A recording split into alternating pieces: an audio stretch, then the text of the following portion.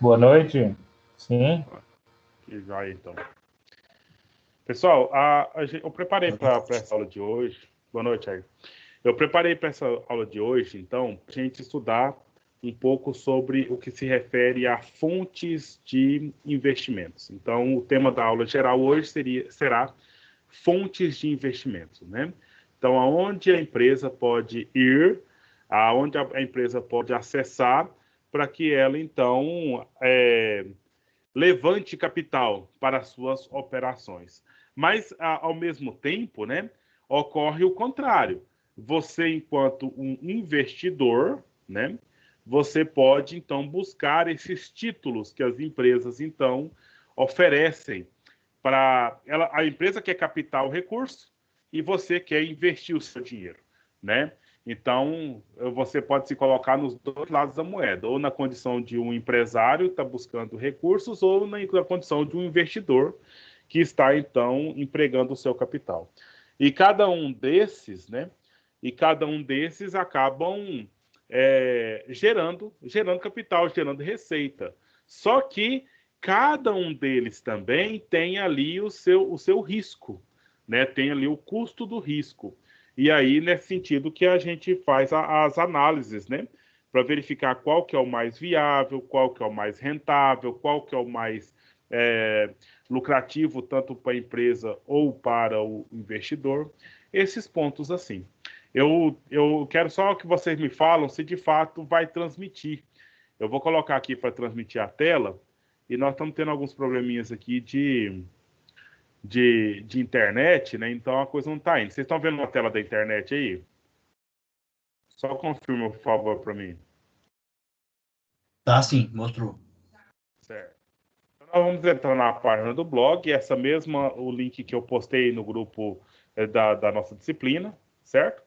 Então, assim, eu coloquei o título resumido aqui, investimentos, né? E aí, dentro dessa questão, nós temos aqui fontes de financiamento. Porque aqui nós estamos olhando aqui do lado da empresa, tá?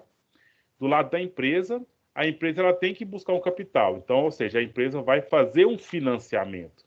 Ela vai lançar mão de artifícios, né, de possibilidades para que ela busque capital para sua empresa. E é claro, se ela está buscando capital, ela vai ter que pagar juros em cima disso, né? Ela vai ter que pagar o custo desse capital.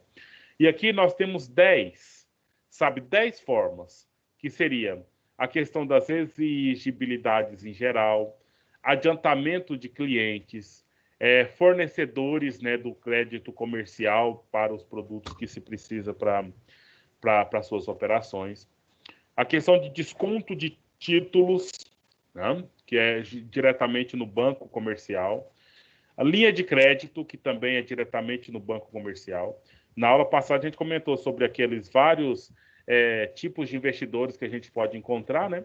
E aí até eu acho que o Eliseu comentou com a Amanda, a gente mais comum a gente verificar esse ponto aí da linha de crédito, né? Porque é aquilo que os bancos já têm, conforme a sua movimentação financeira dentro daquele banco, ele já vai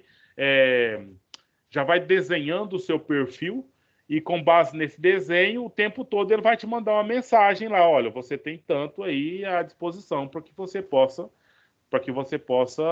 contratar, né? E aí ele vai alterando esse limite à medida que você vai então desempenhando a sua relação com aquele banco, né? Então a questão aqui do cheque especial, né, conta garantida e hot money, a questão do factoring, né, que também é uma forma de buscar da arrecadação de dinheiro pelas grandes empresas aí. E a gente vai então tentar ler cada um desses pontos aqui. O commercial papers, né, como a nota promissória, vamos assim dizendo, né? Debentures, que são títulos vendidos aí pelas empresas, pode ser tanto de capital aberto quanto de capital fechado, e aquelas específicas de capital aberto, que são as ações, né? Que aí temos duas categorias de ações para a gente verificar aqui.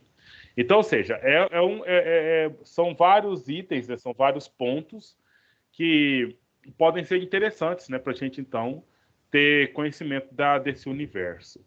Meninos, Vocês dois aí. Dessa lista de fontes de financiamento que nós acabamos de ver aqui, né?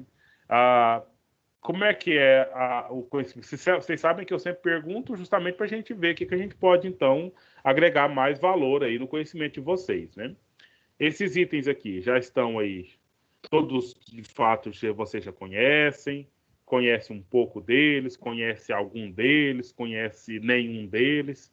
Aí eu queria que vocês dois, né, o Liseu e o Jair, que está aqui presente até agora, que vocês dissessem para mim como é que está a sua aproximação com esse conteúdo. Está bem distante ou está muito próximo, mais ou menos próximo? De que forma que está? Vamos começar em ordem alfabética. Eliseu, você pode comentar, por favor?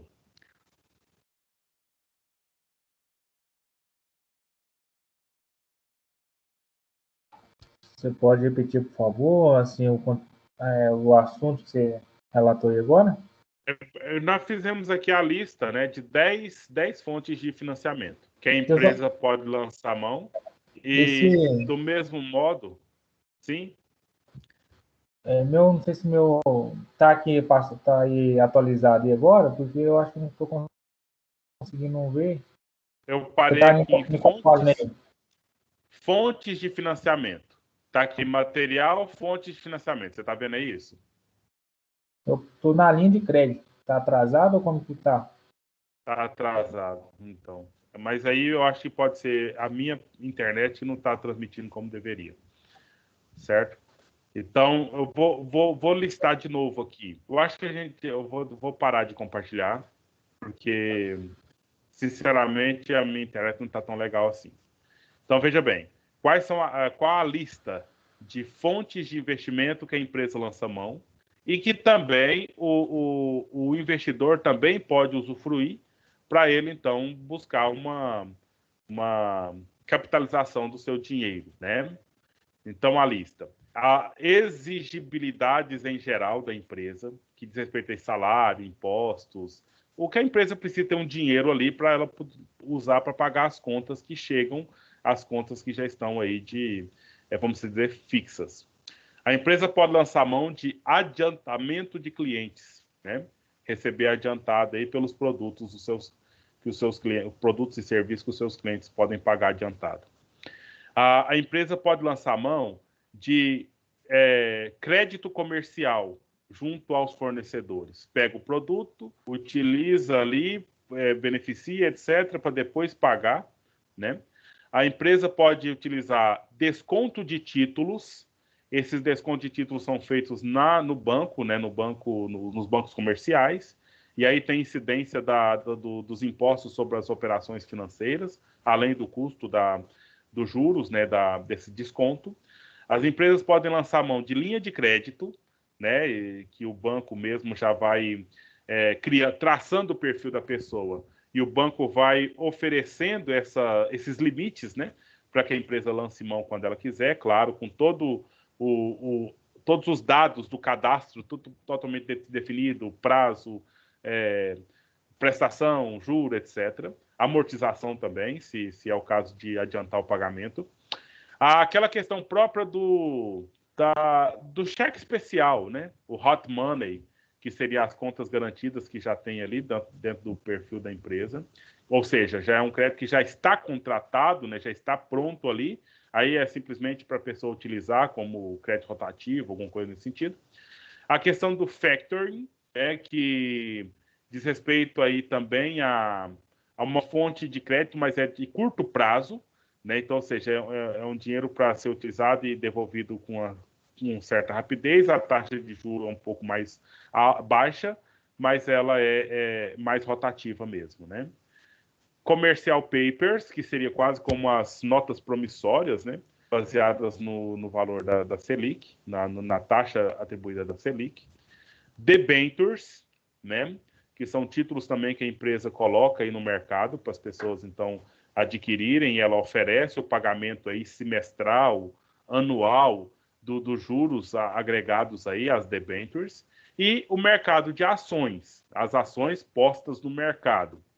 Então, ou seja, chegaram aí o Julimar e a Amanda, então nós fizemos uma lista de 10 fontes de financiamento que a empresa pode lançar mão. E aí eu queria um comentário de cada um de vocês aí sobre o grau de proximidade que vocês têm desses elementos, né, dessas possibilidades aí, se está próximo, se você conhece alguns deles, conhece nenhum deles, conhece um deles ou conhece todos eles, para a gente, então, avançar aqui um pouco, agregando mais valor aí para os seus conhecimentos. Eu particularmente, eu conheço a maioria desses aí. Os 4 últimos aí que eu não conheço e já ouvi só falar, mas por alto, não conheço. Agora, esse cheque especial, principalmente, eu conheço bem. Então, os últimos 4 aí que eu não conheço. Uhum. Então, é o factoring, Isso, principalmente isso. commercial papers, debentures e ações. E ações, só por alto. Ok. E vocês, outros 3, o que vocês poderiam comentar sobre esses pontos aí, essas fontes de conhecimento, no sentido assim, da proximidade de vocês mesmos, né? Olha, eu tenho um pouco de conhecimento sobre a questão do desconto de título, desse hot money aí no conto garantia também. Eu sei um pouco como é que funciona.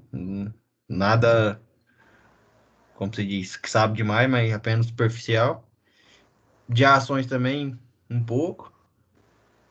E das outras que eu vi lá, acho que é basicamente isso aí. Uhum. Adiantamento de clientes também, desconto de título. Certo.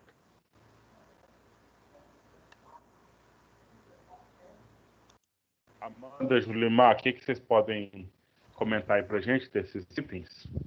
A professora estava cobrando contato, eu consegui entrar agora que eu estou lendo isso aqui, tá?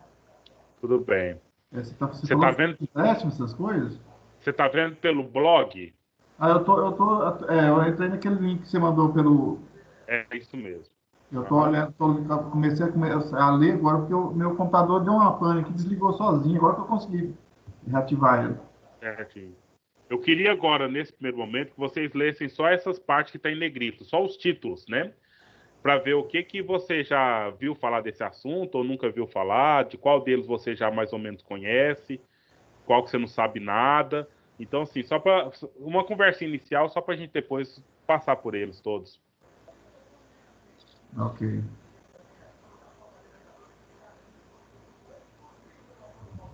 Amanda, você também, se puder fazer seu comentário, olhando nesses pontos aí.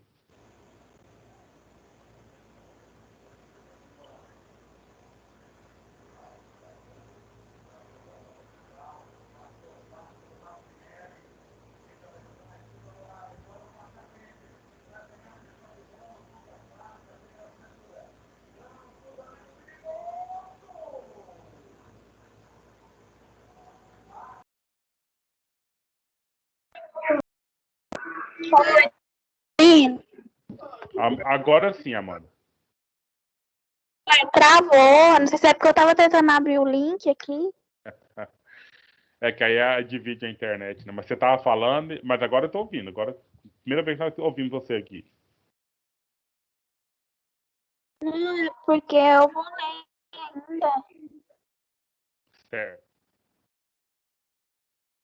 Vamos dar uma olhada, então. Eu queria que. Então, assim, eu não vou transmitir tela, porque eu não vou conseguir aqui, para a internet não vai carregar suficiente. Mas se vocês forem seguindo comigo lá no texto, né? Então, seja, nós colocamos lá o título da aula, o objetivo da aula, né? Discutir essas fontes de tipos de financiamentos. E aí nós vamos começando, eu vou comentando cada parágrafo do texto aqui, né? E pedindo aí que vocês, quem sabe, possa fazer leitura para a gente, alguma coisa nesse sentido. Se vocês puderem, então, ficar com as duas abas abertas, né? Por exemplo, no Teams aí, só me ouvindo e lendo especificamente no blog, né? Na postagem que eu coloquei no grupo do WhatsApp para vocês. Certo? Se a gente puder fazer assim, talvez dá certo. Essa primeira parte aí, fontes de financiamento, elas estão dentro do campo que a gente chama aqui de introdução do texto. Você quer comentar, Julimar? Sobre qual? Não, sobre. Você conseguiu ver os títulos todos que nós colocamos aí, os 10 títulos? Os 10 elementos que são fontes de financiamento?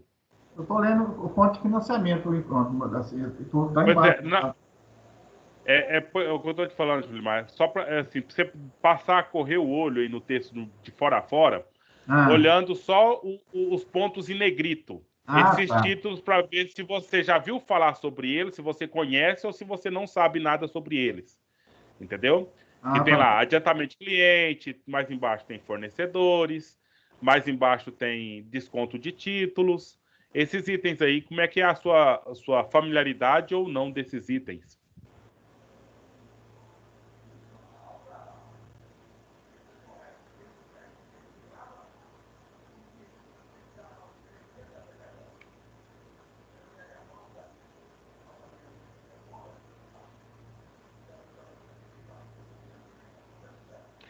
Mas vamos caminhando aí, né? Aí vocês podem ir entrando quando achar por bem, achar interessante falar qualquer assunto, né? Então, veja, o primeiro parágrafo, eu vou estar falando com vocês aqui com base no texto, fiel ao texto aqui. Fontes de financiamento é o subtítulo, né? E aí, o primeiro item, né? O que acontece? A empresa vai, para fazer as suas operações, ela precisa, então, ter dinheiro. Ela precisa ter capital para produzir os seus bens ou serviços que ela vai colocar à disposição no mercado, né? E da onde vai tirar esse dinheiro? Esse dinheiro ele pode vir de fundos que são externos, né? Ou fundos que são gerados no próprio curso normal das operações, entendeu? Então, aí, o que é que nós temos? Nós temos duas fontes, né? Ou dois tipos de fundos que são bem evidentes, que seria o capital próprio da empresa e o capital de terceiros, que a empresa, então, busca para ela, então, utilizar. Esse foi o primeiro parágrafo. Vamos para o segundo parágrafo, vocês vão caminhando junto comigo aí, tá? Então, veja bem, no capital próprio, né? Aí eu tenho o balanço patrimonial, né? No balanço patrimonial eu tenho lá o patrimônio líquido e o capital de terceiros. Aí, essas contas, né? Elas correspondem lá nos saldos das contas do passivo circulante e do exigível a longo prazo. Então, lá no balanço patrimonial, a gente vai informar esses valores lá do lado direito, né? Do nosso balanço patrimonial lá, no que diz respeito ao passivo da empresa, né? Então, na estrutura financeira, a gente verifica esses recursos próprios, né? Que permanecerão indefinitivamente, né? Indefinitivamente na empresa, e tem as obrigações vencíveis a curto ou também a longo prazo, entendeu?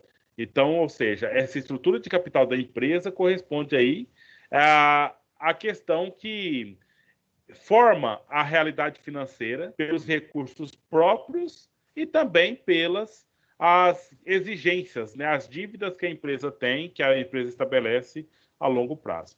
Então, quando ela assume um investimento, ela recebe um investimento de alguém, ela está, na verdade, se endividando de alguma forma, uma vez que ela está comprometendo a rentabilidade da empresa para fazer o retorno daquele capital, que foi, então, que foi arrecadado pela empresa, e vai se considerar nesse processo também os juros, né, incididos sobre esse capital. Olhando aí para o terceiro parágrafo, a classificação no curto prazo, né? Então, ou seja, pensa, isso pode variar conforme os autores, né? Mas pensa nas transações que vão acontecer aí dentro de um ano, né? Até um ano, a gente está pensando no curto prazo, né? Mas essas delimitações de períodos aí, né, ao médio prazo, ao longo prazo, aí vai variar muito das circunstâncias, vai variar muito das condições de mercado, vai variar muito das questões legais, legislativas, a situação econômica do modo geral que vai ser verificada aí, se o médio prazo vai ser 2 anos, o médio prazo pode ser 5 anos, pode ser que num determinado momento da história aí, da história dos negócios, né? A gente vai dizer que 5 anos já é longo prazo demais da conta. Mas, por exemplo, se você for pensar no Tesouro Nacional, investimento em títulos do governo, você tem lá umas carteiras lá que o vencimento delas está para 2026. Algumas já está fixada para 2035, né? Então, nós estamos pensando aí, 15 anos aí colocado para que você estabeleça o investimento e faça essa projeção nesse período, né? No período aí de longo prazo, certo? Agora, veja bem, nós temos uma principal fonte, né, de recursos, que é a subscrição. O que seria essa subscrição? Tem a ver com a questão da subscrição e a integralização de aumentos de capital. A subscrição, bem como a integralização, tem tudo a ver com a questão das debêntures e das ações, né? O Eliseu falou, são 2 pontos que eu não conheço tão bem assim. E, inclusive, assim, mesmo os investidores nesse tipo de mercado aí, eles sempre fazem por meio das instituições financeiras, né? Então, ou seja, o conhecimento mesmo fica restrito apenas a perceber ali o ganho daquela empresa, né? O crescimento do valor daquela ação, essas coisas assim.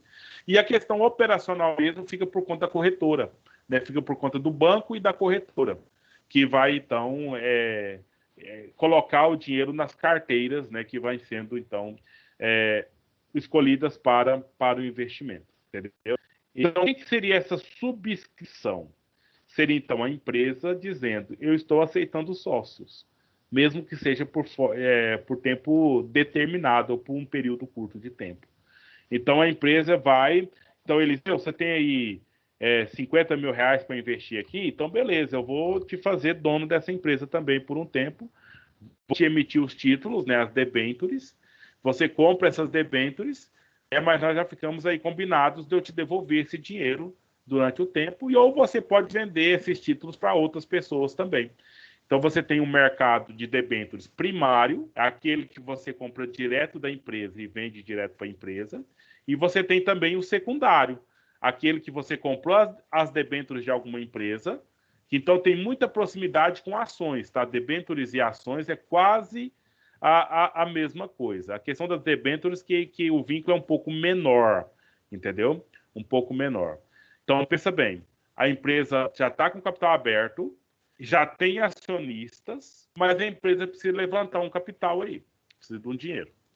Então, ela vai colocar, porque como as ações têm toda uma política, regras e determinações sobre as ações, ela pode colocar no mercado debêntures, que já são contratos, são títulos mais simples para ser adquiridos e para serem repassados. Então, a empresa vai lá, tem tantos debêntures aqui para me colocar à disposição.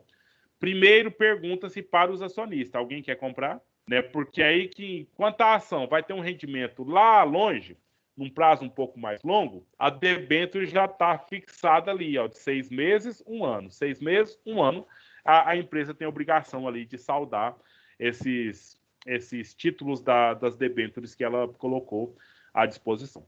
Aí pergunta os acionistas, quer alguém está afim de investir nas debêntures? Beleza. Se não, aí abre para qualquer pessoa, né? Para qualquer pessoa fazer esse processo.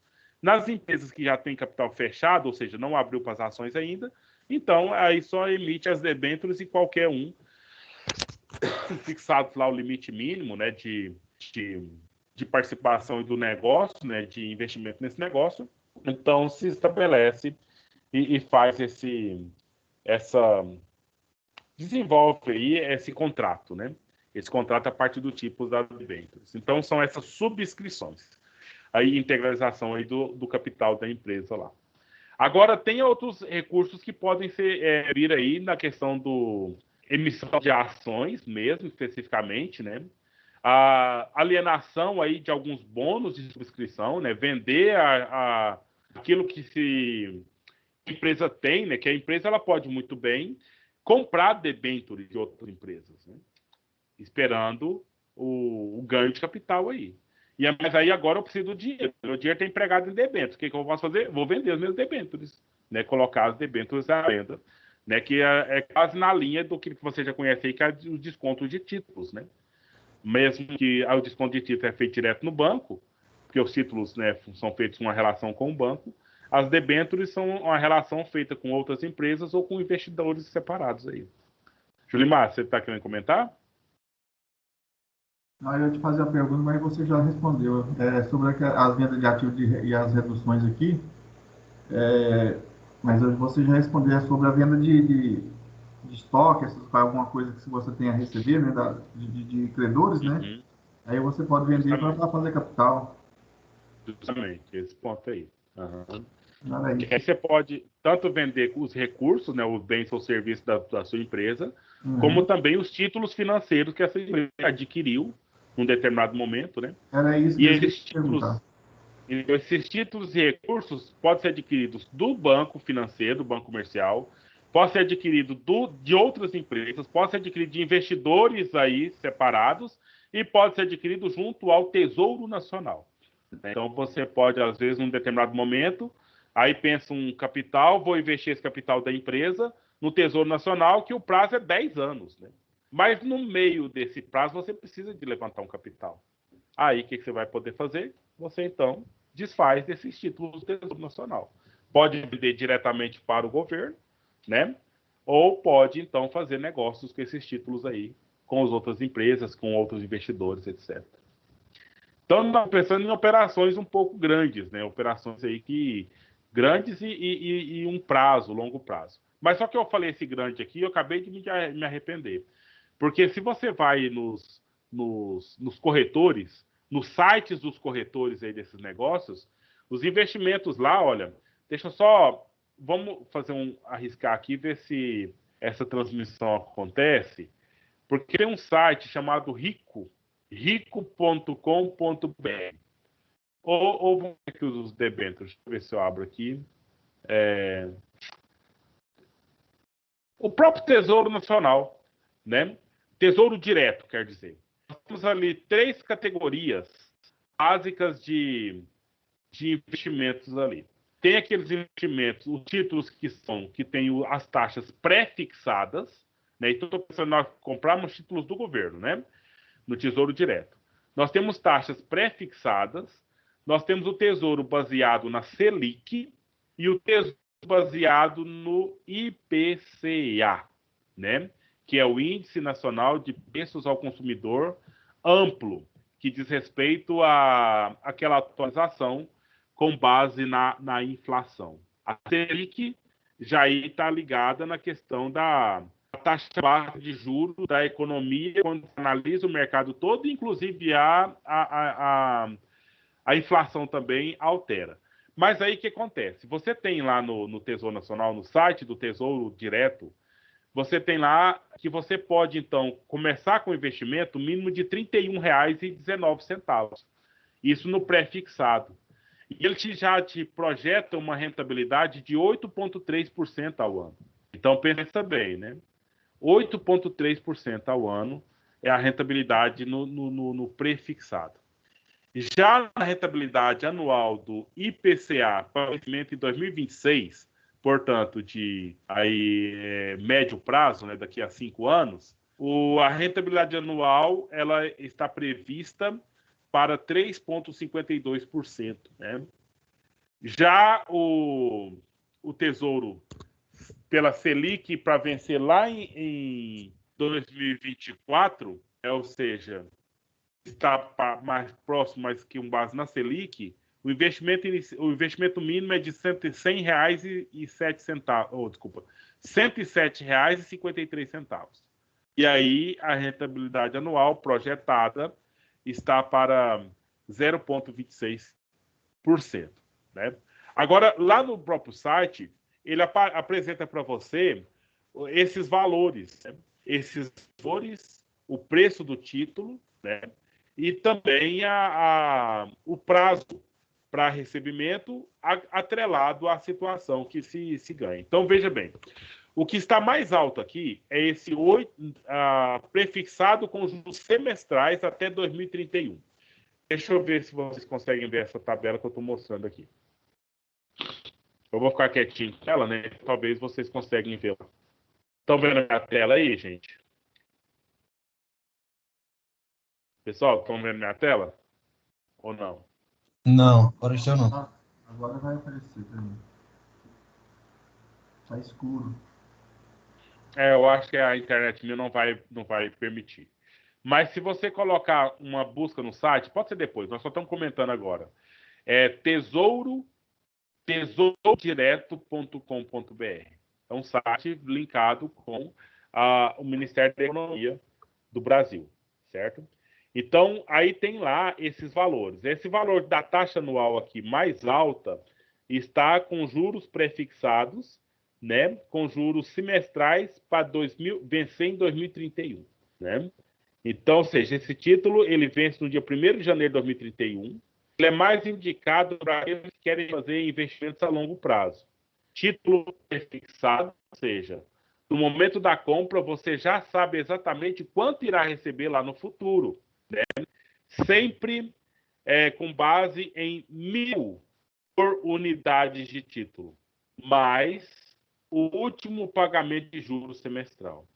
É mais interessante e para quem precisa de seus rendimentos para complementar alguma renda, pois paga juros a cada 6 meses. Uma coisa que o Tesouro chama de cupons de juros. Então, todo mês ele está pagando, mas para cada investidor recebe em 6 meses. Né? Em caso de resgate antecipado, o Tesouro garante a sua recompra pelo valor de mercado. Então, você comprou um título aí para daqui a 10 anos, mas qualquer hora que você quiser vender, o Tesouro compra o seu título de volta, simplesmente não vai te pagar os juros que estava prefixado naquela questão ali. Entendeu? Então, quanto mais longo é o prazo de vencimento, maior é a taxa da rentabilidade anual. Por quê? Porque esses títulos, por exemplo, 2024, vai vencer daqui a 3 anos. Então, é o que está com menor taxa a ser pago. Ou seja, é a Selic, o valor que a Selic tiver. Então, por isso é um investimento que varia no sentido de você ter que pensar, porque se a Selic tiver mais baixa, então sua rentabilidade está mais baixa. Se a Selic tiver mais alta, enfim, você ganha proporcionalmente em cima disso aí. Só que, mais que a Selic, tem esse aumento que o Tesouro paga além, que é o 0,2% ao ano. Né? O Tesouro mais Selic para 2027 paga Selic mais 0,34%, sabe? Então vai definindo essa questão aí. Para você fazer, então veja bem aqui, é por 1.000, entendeu? O investimento inicial é R$107, né? Aí você tem que fazer o cálculo. O preço unitário dele, na verdade, é R$10.734. Esse valor mais baixo aqui que você pode, então, comprar um título do governo aí, é um valor de R$779, né? E 81 centavos. Esse título que vence para 2024, certo? Então, são situações essas, assim, só para a gente citar mesmo, né? Que estão aí, que as empresas lançam mão o tempo todo, né? Para fazer as suas linhas de crédito, essas questões todas aí. Eu queria ver com vocês aqui, já combinar. Será que tem como vocês, cada um de vocês, fazerem um seminário para São Paulo que vem para a gente? Fazendo olhando aqui no próprio texto aqui mesmo, né? Ou buscando algumas informações fora para comentar, explicando esses elementos aqui que são essas fontes de capital, de investimento, de financiamento para a empresa. A gente pode combinar o seminário para a semana que vem? Podemos aí. Pode. Então aí, esses 4 últimos que são os mais assim estranhos, vamos dividir um para cada um de vocês, entendeu? Então eu suponho aqui que vamos fazer ações por ordem alfabética. Amanda pega o item ações, depois da Amanda vem o Eliseu, que vai pegar o item debentures, depois o Jair pega o Commercial Papers e o Julimar fica com o Factoring. Entendeu? Então, o quarto de baixo para cima, Julimar Factoring, o Jair Commercial Papers, Eliseu Debentures e a Amanda Ações. Mas não só esse. Esses pegamos os mais complicadinhos, os mais assim, talvez vocês não estão tão acostumados. Agora, um segundo para a Amanda. Conta garantida e Hot Money, que é o cheque especial. Anotado aí, Amanda? Então, 2 temas para você. Conta garantida e Hot Money e ações. O Viseu fica com linha de crédito. Então, Viseu, debentures e linha de crédito. O Jair, desconto de títulos e commercial papers. Certo? E o Julimar, crédito comercial, fornecedores e qual que é o outro seu? Factoring. Crédito. Crédito comercial. Fornecedores, crédito comercial. Fornecedores, crédito comercial. E o outro é factoring. Factoring. Crédito comercial. Isso. E fornecedores de factoring.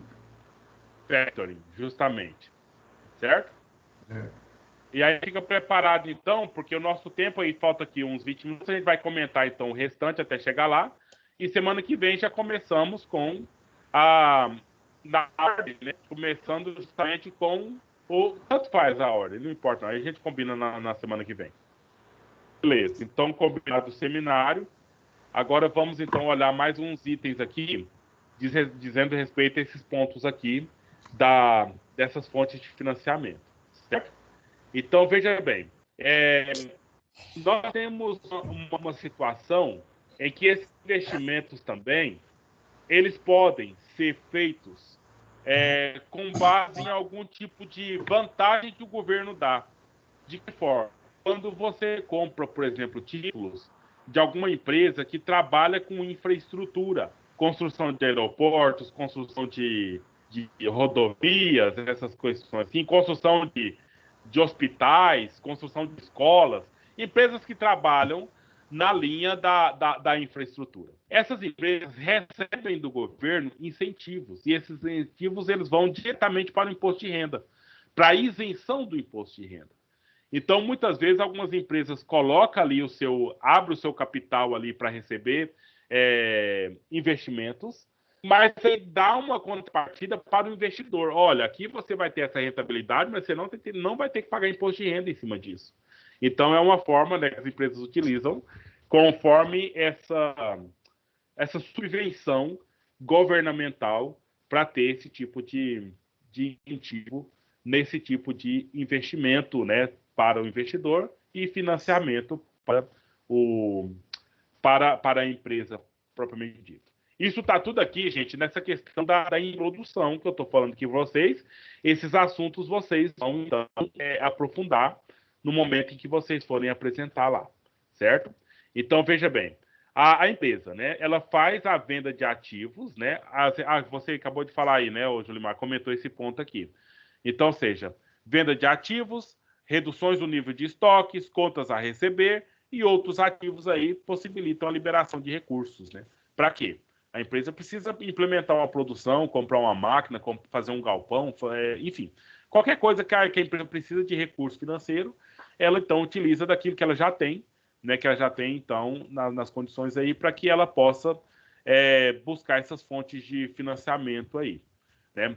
Nesse caso aqui, olha só, é só uma relocação, ou seja, o investimento já foi feito, o dinheiro já está ali empregado, seja no estoque, seja em algum ponto que a empresa já tem, ela vai fazer um processo de realocação dos fundos, tirado dali para fazer no outro ponto ali.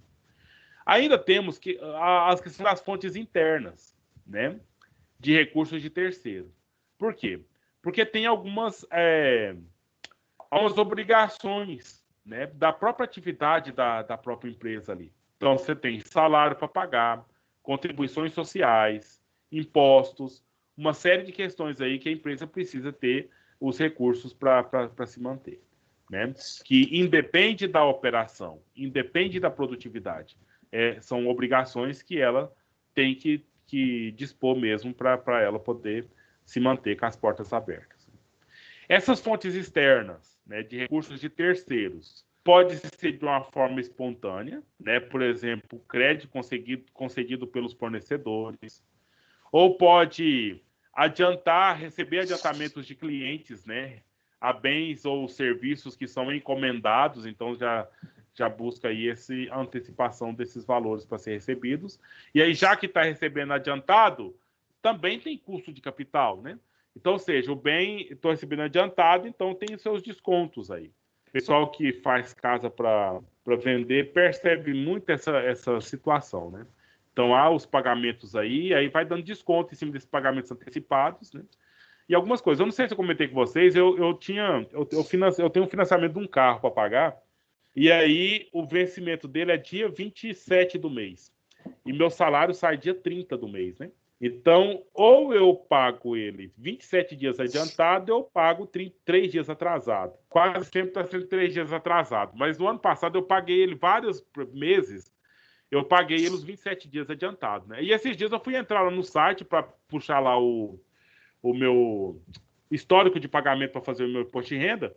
Aí tá lá um crédito, né? Um crédito lá de R$40, né? Referente ao estorno do valor que a empresa calculou, né, com base naqueles pagamentos que eu fiz das prestações antecipadas, né? 27 dias adiantados em uns 4 ou 5 meses do ano passado, gerou aí uns R$40 de estorno, né? E perguntou lá como é que eu queria aquele estorno, aí informei a conta, no outro dia o dinheiro estava na conta, né? Então, ou seja, as empresas, elas estabelecem essas políticas, né? E garante com isso aí até fidelização de cliente, né? E quem sabe assim faz o cliente pensar, não vou pagar eles atrasados, porque pagar adiantado é lucro, né? É um lucro que outra empresa não me pagaria esse estorno aí desse valor que foi pago. Enfim, são situações, né, que ocorrem, que servem para a gente utilizar como análise. Alguém quer comentar alguma coisa? Não, eu estava pensando no seguinte, que eu estava olhando uma reportagem da Caixa sobre financiamento de casa, né? Eu só não sei se ela é verídica, porque eu não aprofundei muito. Que, no caso, você contando esse valor adiantado e recebeu uma rendinha de volta, né? Lá também, nessa reportagem que eu vi, está falando que se você pagar por exemplo, você paga uma prestação da casa hoje, aí você paga outra adiantada, no sentido de amortizar a dívida, você entendeu? Ela sai bem mais barata e ela, por exemplo, se você tiver um dinheiro acumulado, por exemplo, você tem uma poupança ali de R$5.000, a sua prestação, suponhamos que ela seja de R$600 por mês. Aí você pega esses 4.400 e amortiza na dívida, certo? De cima para baixo, de baixo para cima no caso, certo? Que ela cai, a prestação cai para 600, você vai pagar 100 e pouco, 200 e poucos reais. Eu só não sei se isso é verídico. O valor é questionável, né? Porque porque eu acho que não cai tanto assim, uma vez que tem que se ver uma dívida de uma casa aí que paga em 30 anos, que seja, né? Então, ou seja, é um valor muito alto acumulado. Mas essa amortização ocorre... Eu só citei 600 e 150 só como exemplo, né? Eu sei que caiu uma porcentagem boa. Não cai. Eu tenho... O vizinho da minha mãe aqui tem essa situação, começou com prestação de R$1.300. Aí eles tinham um carro lá, vendeu por R$40.000, a casa é valor de R$130.000 financiado, né? Prestação R$1.300 daquela decrescente. E aí eles injetaram R$40.000, então, ou seja, a prestação que era 1.300, ela foi para 700, entendeu? Então, ou seja, a Caixa está com o fato é o seguinte, né, ô Julimar? Essas empresas, essas financeiras, têm esses programas, né? Essas análises de crédito, análise da realidade econômica, análise da taxa de juros, análise de todos os itens que a gente pensar no valor do financiamento, que você colocar, não, eu quero colocar R$10 nesse contrato. Ele joga lá dentro e vai diminuir 1 centavo na sua prestação, que seja. Né? Mas a amortização está totalmente à disposição mesmo. Isso, você sabe que em quase todos os contratos de financiamento que existem, entendeu? Essa amortização, ela existe e ela entra até no próprio imposto de renda, no sentido de você colocar ali na hora de informar ali os seus compromissos, né, as suas dívidas e ônus, né, que se tem, a gente vai considerando esses pontos, né, na questão contábil, na questão administrativa e na verificação econômica, né, de um modo geral, do negócio, do financiamento. Estou dizendo isso que antigamente, na verdade, existiam esses contratos, como você mesmo disse. Só que existia uma forma lá que eles não aceitavam você fazer amortização. Você entendeu? Eles É o arrumavam interesse. simplesmente eles arrumavam uma desculpa para lesar o cliente, na verdade. É. Né? Isso era uma questão mais. Depois que a pessoa foi ficando mais esclarecida sobre financiamento, aí que eles foram ver que aquilo lá era legal, aí eles não puderam mais fazer nada, né? Uhum, justamente. É que tinha aquela questão, não, você pode pagar, mas paga lá as últimas parcelas, por exemplo, né? Não altera o valor das parcelas no meio, né? Ou Isso, você eles não, paga aí não algumas amortizavam, agora, eles simplesmente diminuía é, para parcelas, né? justamente, é esse ponto mesmo. Eu me lembro dessas situações também mesmo. Mas aí o que acontece? É uma análise, você está falando antigamente e agora. Mas é uma análise da própria viabilidade econômica, né? O próprio banco entende, no meio de crise financeira, no meio de tantas situações aí que aumenta o risco cada vez mais, então quanto mais se gira esse capital, quanto mais tem entrada para ele poder emprestar para outra pessoa, etc., é mais interessante. E aí os cálculos das taxas, né? Vai sendo reaplicados, né? Aplicados, reaplicados, aplicados, reaplicados o tempo todo. Vocês precisam ver. Teve um aumento agora esse mês passado, uma medida provisória do Bolsonaro para aumentar a alíquota aumentar ali a margem do crédito consignado na folha de pagamento, né? Então era 30%, os aposentados já era 35%. Então a medida provisória determinou que aumentasse 5%. Então, os aposentados podem comprometer agora até 40% do salário deles e o pessoal da ativa até 35%. Vocês precisam ver, se mostrar aqui o meu celular, o tanto de mensagem que chega de tudo quanto é financeira que tem, né? Tudo quanto é corretora, dizendo, ó, aumentou a taxa, se você precisar, liga pra gente, precisar, a gente faz, não sei o que, essa coisa toda, né? Por quê? Os bancos querem colocar o dinheiro no mercado, uma vez que está fixado uma Selic, mesmo em tempo de pandemia, uma Selic interessante, né? Eles aplicam a taxa deles, tem garantia que vai receber as prestações, uma vez está vinculada na folha de pagamento com alguns órgãos aí, empregadores, e assim os bancos vão se mantendo, se estabelecendo. Aí aquela pergunta, né? Não está em crise? Então está sem dinheiro. Mas os bancos estão aí, ó, frenéticos em te oferecer linha de crédito, oferecer crédito consignado, te oferecer financiamento, né? Essa É, situação está pronta, né? o governo aumenta a possibilidade de você pegar financiamento, mas não diminui juros, né? Porque só quer, Consegue. na Então, verdade, eles acabam com comprometeu o sujeito. o coitado do aposentado mesmo, vai aumentar para 40%. Ele Então, pega um financiamento e quer dizer, ele tá simplesmente colocando o salário dele a menos 40% todo mês, né? Aí, justamente. aí o que que acontece? Acontece que as pessoas vão começar a passar por necessidade e o juro deles, do juro do banco, o banco está recebendo normal. Normal. Garantido por. Era 6 anos, 5 anos. Agora jogaram para. Agora, nos últimos. Acho que já tem uns 7 anos isso. Jogaram para 8 anos o comprometimento do crédito consignado. Então, ou seja, é isso, né? O salário não está dando, aí você faz um consignado. E agora vai ficar 40% sem receber seu salário a menos, 40% a menos por 8 anos. Certo? Resolve a situação do povo, né? Aí resolve Ou porque complica. vai passar é fome. Então, totalmente comprometido. E averbado em cartório, não tem nem como a pessoa desistir disso aí, né? Para ela desistir, ela tem que pagar e toda a burocracia. Enfim, é a situação, né, econômica do país e os recursos que o povo vai conseguindo aí nesse processo. Certo? Então, ou seja, aí a gente faz com isso, né, essa introdução desses itens que vocês, então, vão preparar lá. O outro ponto aqui é a questão das exigibilidades, né, em geral. Que é a questão que eu acho que nós, todo mundo, sabemos muito bem. A situação que a empresa ela tem ali umas necessidades e acaba que isso são questões que ela pode, às vezes, lançar a mão do próprio capital de giro, né? Porque são, ou seja, necessidades a curto prazo, e à medida que vai acontecendo ali os negócios da empresa, né, as vendas, etc., então utiliza ali no capital de giro e pode usar esse dinheiro para quê? Por exemplo, pagar o salário, pagar o encargo da folha de pagamento, né? Pagar alguns impostos e contribuições aí sobre o próprio faturamento que ocorre, o próprio imposto de renda a pagar, contribuição social, né, sobre o lucro, enfim. contas, por exemplo, relativas a férias, 13º, indenização contratual, essas questões trabalhistas, etc., vai utilizando o capital de giro, porque aí é um financiamento barato, mas porque já está preparado para esse tipo de situações emergenciais, né? Ou essas exigências gerais que a empresa tem o tempo todo, e aí ela tem que lançar a mão. Agora pensa, para toda vez que for, por exemplo, até um exemplo aqui da FAI mesmo, né? Assim que começou a pandemia, então o mês de maio do ano passado, os bancos também, do mesmo jeito que oferece para os aposentados, Limar, oferece para as empresas, né?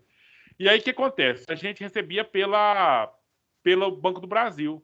Chegou data de pagamento, nada de pagamento, né? E eu tenho uma conta da Caixa que recebo o salário do Estado, aí paga as contas lá com o saldo que a gente sabe que tem, pronto, eu nem olho naquela conta, né? E aí passou 20 dias, né, do pagamento já, não tinha saído da conta. E aí foi perguntar pro contador da época, o administrador da época, né? Ele falou: "Não, professor, seu salário tá pago." Eu falei: "Mas não caiu na minha conta, né?"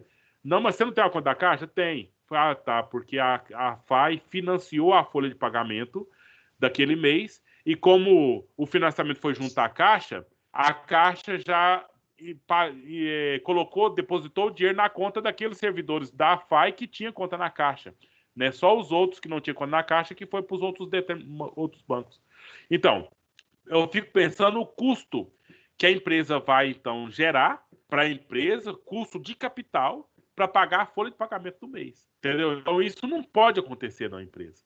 Porque se a empresa ela não tem rentabilidade ali suficiente para pagar a folha de pagamento, pensa na bola de neve que a empresa vai enfrentando daí para frente. Aí, é claro, eu estou aqui falando, né? Não sei, nem imagino, nunca vou perguntar isso para o Fonseca. Será que ele pegou esse dinheiro emprestado porque ele precisava ou porque foi uma liberação meio que geral naquele começo da pandemia? Entendeu? Então, ou seja, são situações que ocorrem aí, mas dá para a gente pensar, porque, sinceramente, na visão de mercado que a gente tem, na mínima leitura que a gente tem, se precisou financiar a folha de pagamento um mês, a ideia é o quê? A empresa está quebrando, né? Então, ou seja, vai correr risco de eu ser demitido, né? Sabe, uma situação assim que a gente pensa até meio que brincando, né? Mas é algo que precisa se analisar na questão da operação e do mercado. Depois eles disseram que é porque estava tendo atraso de pagamento, tinha a questão do FIES que estava demorando repasse, essas coisas assim que a gente viu falar, né? Mas pode ser também que essa liberação desse dinheiro fosse com juros baixos, entendeu? Compensava, E né? ele compensava, ele tirar esse dinheiro e investir em outra coisa, né? Justamente, sem dúvida. Né? Mas quando você falou aí também que o governo está liberando esse tipo de possibilidade para empresas, o que eu estava falando é o seguinte, que o aposentado não tem outra renda a não ser a aposentadoria. A empresa tem como arrecadar para pagar, para suprir essa diferença, né?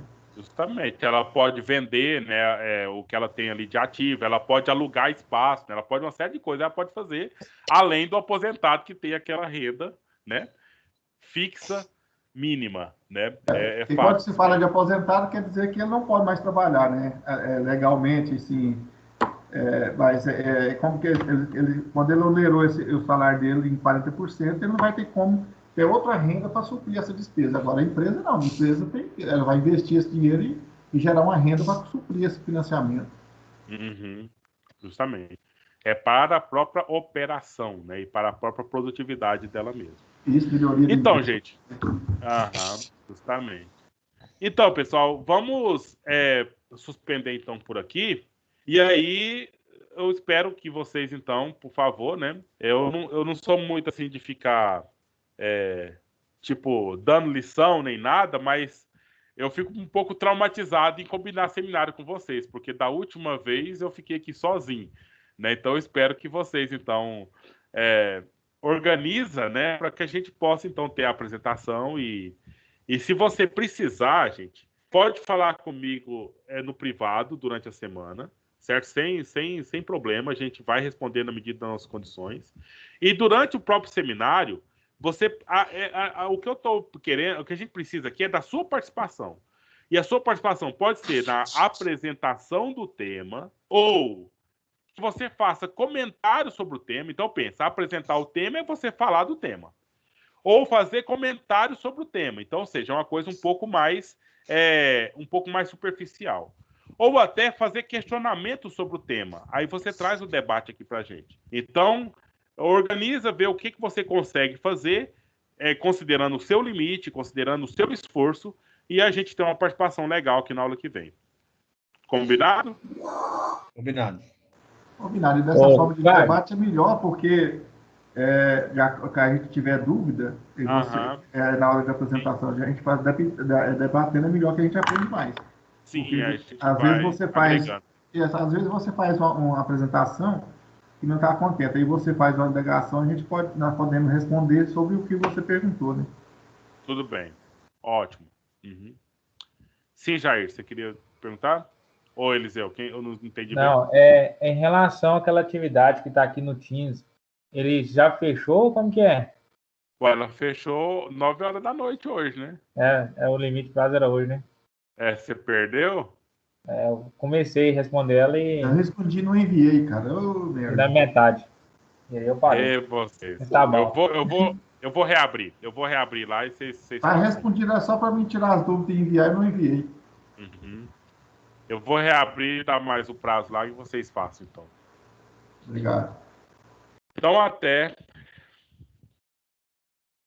Até a próxima.